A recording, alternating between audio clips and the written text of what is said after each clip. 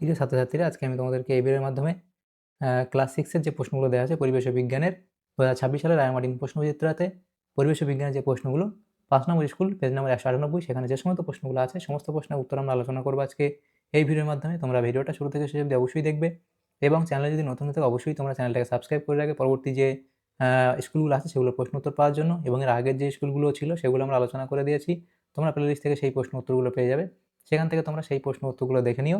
আজকে আমরা আলোচনা করবো এই 5 নম্বর স্কুলের প্রশ্নগুলো, 198 নম্বর পেজ রায়মার্টিন প্রশ্নচিত্র 2026 সালের।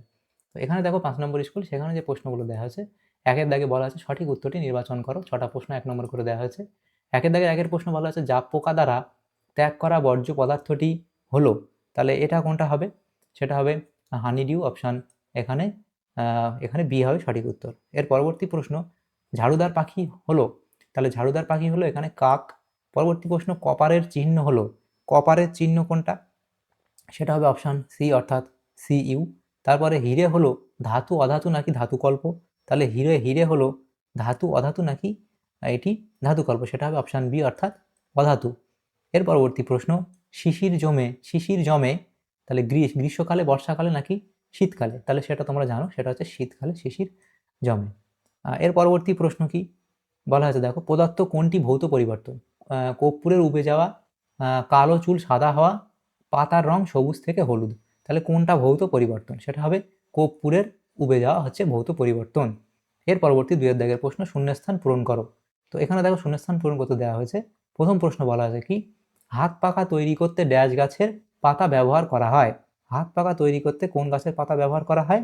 তোমরা জানো এটা হচ্ছে তাল গাছের পাতা ব্যবহার করা হয়, তাহলে এটা হলো। এর পরবর্তী প্রশ্ন পাউরুটি তৈরিতে যে অণুজীব ব্যবহার করা হয় তা হলো ইস্ট। এর পরবর্তী প্রশ্ন কি 3 দাগের প্রশ্ন বলা আছে দেখো, কার্বারিল হলো একটি রাসায়নিক কীটনাশক। কার্বারিল হলো একটি রাসায়নিক কীটনাশক। এর পরবর্তী প্রশ্ন পুড়ে যাওয়া হলো একটি ড্যাশ পরিবর্তন, তাহলে পুড়ে যাওয়া হলো একটি কি পরিবর্তন? রাসায়নিক পরিবর্তন। পুড়ে যাওয়া হলো একটি রাসায়নিক পরিবর্তন। এরপরে 5 দাগের প্রশ্ন একটি তরল ধাতুর উদাহরণ হলো, তাহলে তরল ধাতু তোমরা কি লিখবে? তরল ধাতুর উদাহরণ লিখবে পারদ। এরপরে আছে পরিস্রাবন পদ্ধতিতে ফিল্টার কাগজের উপরে পড়ে থাকা কঠিন পদার্থ হলো, এটা অবশেষ। এর পরবর্তী প্রশ্ন কি বলা আছে 3 দাগের প্রশ্ন নিচের বাক্যগুলি সত্য অথবা অসত্য নির্বাচন করো।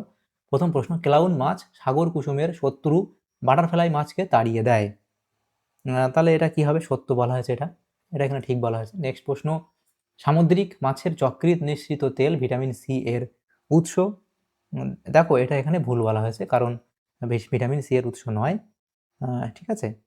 এবং পরবর্তী প্রশ্ন আম গাছের মুকুল থেকে আম হওয়া একটি মন্থর ঘটনা, এটা এখানে সত্য। পরবর্তী প্রশ্ন 4 দাগে চুন জলের মধ্যে মিশে থাকে জল ও ম্যাগনেসিয়াম অক্সাইড, তাহলে জল ও অক্সাইড এখানে কি বলা আছে? চুন জলের মধ্যে মিশে থাকে জল ও ম্যাগনেসিয়াম অক্সাইড, তাহলে এটা এখানে ভুল বলা আছে, অসত্য। পরবর্তী প্রশ্ন ফসফরাস পেন্টাক্লোরাইডে 4টি ক্লোরিন পরমাণু থাকে, এটাও এখানে আমাদের ভুল বলা হয়েছে। এবং এর পরবর্তী প্রশ্ন ইউরিয়া হলো একটি প্রাকৃতিক সার, এটাও এখানে ভুল বলা হয়েছে। তাহলে এগুলো হলো ঠিক ভুল, তাহলে প্রথমটা ঠিক, দ্বিতীয়টা ভুল, তৃতীয়টা ঠিক, 4 নম্বর ভুল, 5 নম্বর ভুল এবং 6 নম্বরটাও ভুল বলা হয়েছে। এর পরবর্তী যে প্রশ্নগুলো দেখা হয়েছে দেখো কি বলা হয়েছে 4 দাগের প্রশ্ন নিচের প্রশ্নগুলির উত্তর দাও যে কোনো 3টি। এখানে যে প্রশ্নগুলো আছে, প্রথম প্রশ্ন ভৌত ও রাসায়নিক পরিবর্তনের মধ্যে পার্থক্য লেখো। 3টে পার্থক্য লিখতে বলা হয়েছে। এমন একটি উদাহরণ লেখো যেখানে ভৌত রাসায়নিক পরিবর্তন উভয়ই ঘটেছে। তাহলে দেখো এই পার্থক্য লিখবো, পার্থক্যের বিষয় ভৌত পরিবর্তন এবং এদিকে রাসায়নিক পরিবর্তন লিখবো।